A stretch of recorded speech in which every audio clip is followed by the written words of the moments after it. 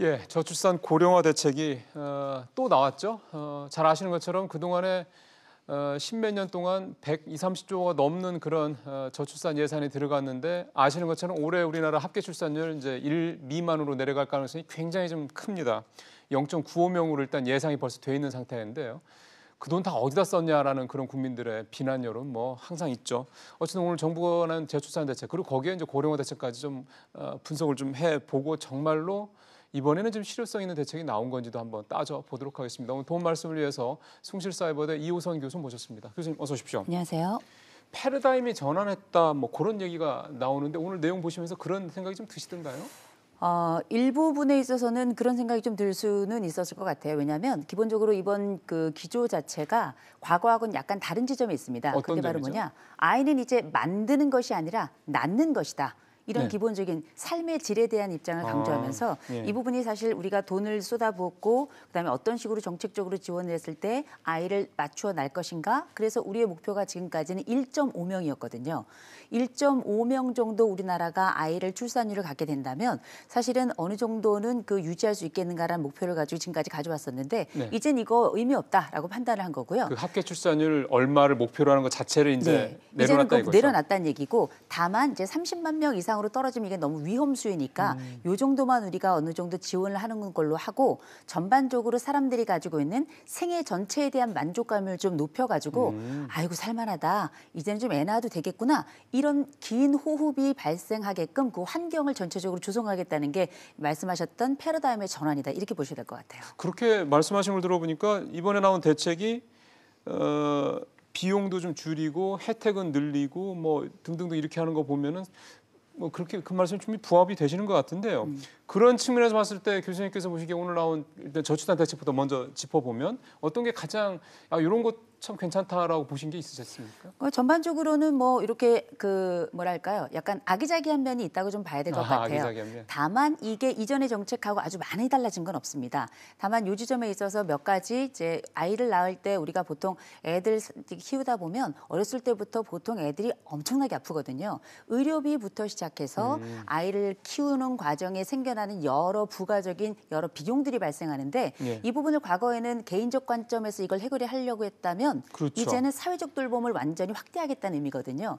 그러면서 이제 1세 미만에게 적용했던 이 의료비 관련된 지원들을 이젠 폭넓게 초등학교 입학하기 전 만 7세 정도까지도 이제 확대하겠다라는 기본적인 방침이 나온 거고요. 예. 또 한 가지는 우리가 이제 아이들과 함께 살다 보면 애만 키우는 게 아니라 부모가 그 환경에 있어야 되니까 눈치 보지 않고 애 키우게 하겠다. 그래서 이제 출산이나 육아 휴직과 관련된 것, 아빠 휴직과 관련된 것 이런 부분들을 조금 더 정확하게 하고 기업의 전적인 도움을 요청하겠다. 이게 또 한 가지가 있는 거고요. 예. 그다음에 이제 보육시설 최근에 뭐 유치원 관련된 이런저런 이야기가 많은데 공공보육시설 원래 있던 계획보다 앞당겨가지고 40%까지 갈 수 있도록 하겠다.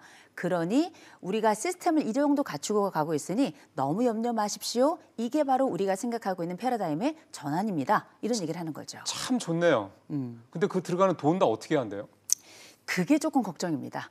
이게 걱정인 것이 지금 원래 우리가 그 저출산 고령화 관련된 정책 비용이 원래 2025년까지 보통 179조 원, 이 저출산과 관련된 것만 197조 원 정도가 우리가 예측이 됐었는데 예. 이 부분 다 이렇게 쏟아 부었어도 사실은 출산율은 늘어나지 않고 점차 줄었고 그렇죠. 심지어는 지금 1.0 아래로 떨어지게 그러니까요. 생겼잖아요. 예. 그러니 이렇게 돈 쏟아붓는 것은 프랑스의 사례를 봐도 그렇고 지금 현재 우리의 사례를 봐도 적절치 않다라고 판단을 하니까 중장기 대책으로 이번에 여러 시스템들을 갖추겠다고 하는 건데 문제는 비용이 거의 천문학적인 숫자가 들어가는데 이게 지금까지는 단기 방법이었으니 중기 또 장기로 보겠다는 거예요. 그러니까 쪼개겠다 이거죠. 그렇죠. 단계별로. 그렇죠. 근데 이게 나쁜 게 아닙니다. 굉장히 정확한 이야기고 그 맞는 이야기인데 문제는 여기에 들어가는 재원들을 어디서 충당할 것인가. 중장기 재원이라고 하는 건 또 중장기 계획이라고 하는 건 장기적으로 우리가 수익이 어디서든지 그 수입이 들어와야 이 부분에 대한 지출이 발생하잖아요. 현재로서는 국가 빚이 늘어나는 방법밖에 없거든요. 그러니까 이런 부분들이 장기적으로 실천력을 갖기 위해서는 적응력을 갖기 위해서는 거기에 준하는 예산에 대한 확보와 여기에 따른 정확한 지출 이런 게 굉장히 중요할 텐데 이 부분이 어떻게 될지가 어떻게 보면 우리가 고령화와 관련된 또 저출산과 관련된 가장 중대한 부분이 아닌가 싶습니다. 그러게요. 사실은 우리 아기들 그 들어가는 이런저런 비용 같은 거 안 들어가게 사실상 제로화해서 뭐 부모들이 일단은 애가 병원에 아파서 병원에 가는 거 같은 부분에서도 뭐 아무 문제 없으니까 그냥 시간만 돼서 갈 수 있다 이런 정도로 마음만 갖게 돼도 상당히 아이를 낳고 키우는 데에 대한 부담이 줄어들 거라는 건 분명히 알겠는데 사실 그건 다 공짜로 가서 하는 게 아니잖아요. 그 병원한테 국가에서 돈을 줘야 되는 거 아닙니까? 그렇죠. 그러니까 그런 부분들에 대한 예산 문제 이런 부분도 참 걱정이 되네요. 그리고 이제 그 부분과 관련해서는 이제 그 의료 체계를 아무래도 좀 더 바꾸고 손질을 해가는 과정이 필요한데 일단 발표만 했지 이게 의료계하고는 어떤 식으로 예, 그런 정책적으로 내용은 연결이 돼 없더라고요. 있고 조율이 됐는지는 아직 얘기가 없습니다. 지금 그 말씀 하셔서 제가 더 좀 궁금해지는 게 돌봄 쪽, 그러니까 육아, 보육뿐만 아니라 그다음에 돌봄 쪽에 이번에 여러 가지 구체적인 내용들이 나왔다는 건 저도 참 좋게 생각을 하는데 돌봄이라는 거에 대한 걸 개념화했다는 것도 좀 중요하고요. 근데 이거 같은 경우는 정부가 사실 예산이 크게 들어간다기보다는 아까 말씀드린 기업들도 협조를 받거나 또는 사회적으로 그런 어떤 인식에 어떤 문화적으로 인식이 좀 만들어져야 되는 게 뒤따라야 되는 거잖아요. 그렇죠. 이것도 그렇게 간단한 문제 같잖아요. 왜냐하면 기업으로서 봤을 때는 이렇게 비용이거든요. 그렇죠. 근데 일단은 대기업은 그래도 이 정책에 그렇죠. 함께 그 그렇죠. 나란히 가고 있는데 우리나라엔 대기업만 있는 게 아니거든요. 10%밖에 안 됩니다. 굉장히 예. 더 많은 중기업과 소기업들이 있는데 이런 기업들이 함께 이 시스템 이를테면 임신과 출산과 관련된 휴가가 있다. 그러면 휴가를 그전에는 임신했을 때는 임신 초기하고 임신 말기에만 사용할 수 있도록 그렇죠. 되어 있다면 이제는 뭐 전기에 대해 사용할 수 그렇죠. 있도록 하겠다.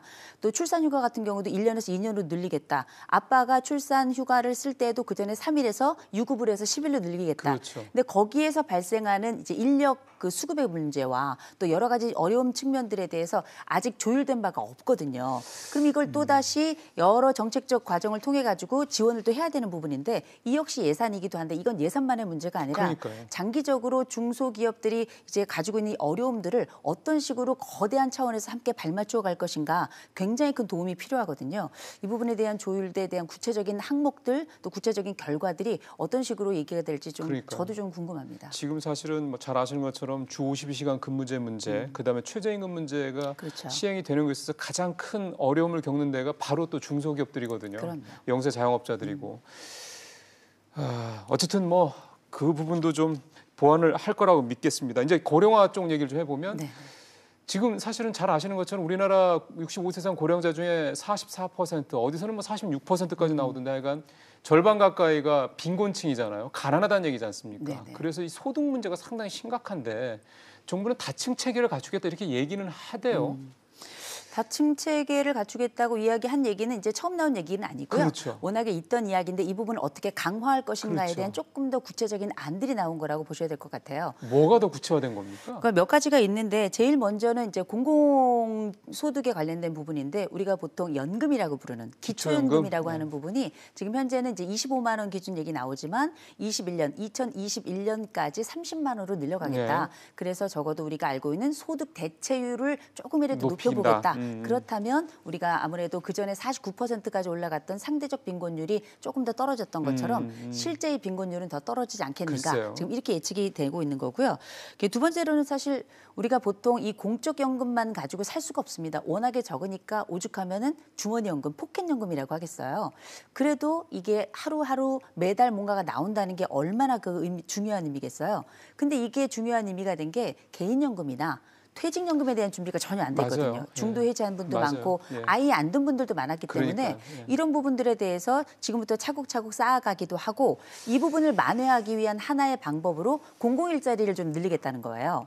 공공일자리를 지금 80만 개까지 늘리겠다 글쎄요. 이야기를 하는데 중요한 건 이게 지금 현재는 다 공공 형태잖아요. 공공일자리인데 이게 시장 일자리에 원래 같이 가야 되는 거거든요.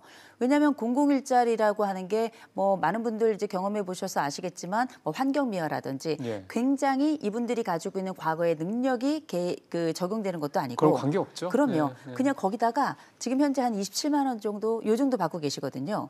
이 부분이 워낙에 비용이 또 적기 때문에 이 부분을 어떤 식으로 시장형과 함께 맞물려 가지고 노인형 맞춤형 일자리로 만들어 갈 것인가가 사실은 어떻게 보면은 우리가 지금 알고 있는 뭐 개인연금이라든지 아니면 퇴직연금에 관련된 부분을 강화하는 것보다 훨씬 더 중요한 영역이거든요. 글쎄요. 국가가 어디까지 막아주겠어요. 그러니까요. 근데 이 가난한 노인분들의 이 생활 안정 문제에 관해서 지금 말씀하셨던 그런 다층적 좋죠. 네. 뭐 노부장 체계를 시스템화해서 이제 차곡차곡 가져가겠다 물론 좋은 말씀이고 뭐 노인 일자리 80만 개.